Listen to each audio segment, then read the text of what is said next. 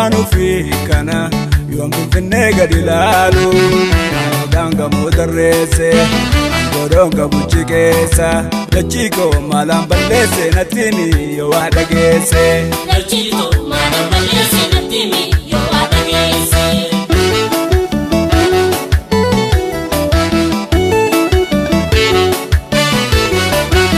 dubbaddu yaada kiila faan durri koo irratti awwaalame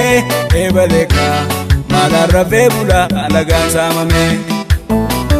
dubbii lafee fi dubbii lafaa eenyu walirraafa dubbii lafee fi dubbii lafaa eenyu walirraafa dubbii lafee fi dubbii lafaa eenyu walirraafa dubbii lafee fi dubbii lafaa eenyu walirraafa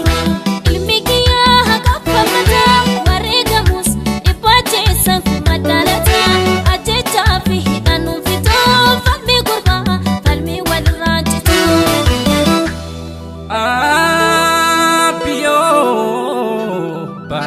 Gabole jechuun maaliif hafee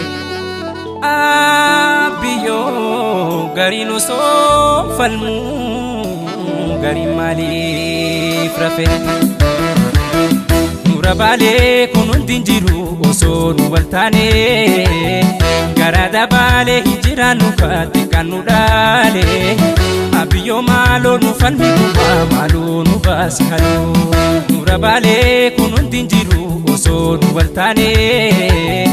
gara dabaalee hijiraannu kaatti kan nu dhaalee abiyyoo maaloo nu falmi gubaa maaloo nu baasi haloo karaan fagaatee duguu galamii garana nyaate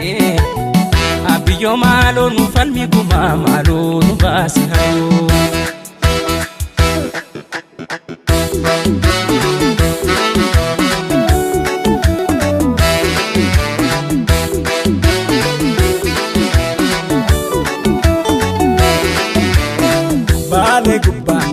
Data kairon kae wamwa kondu fe bakata harar geram mal data kairon kae elmo du fe bakata walla geram mal data kairon kae abishe du fe bakata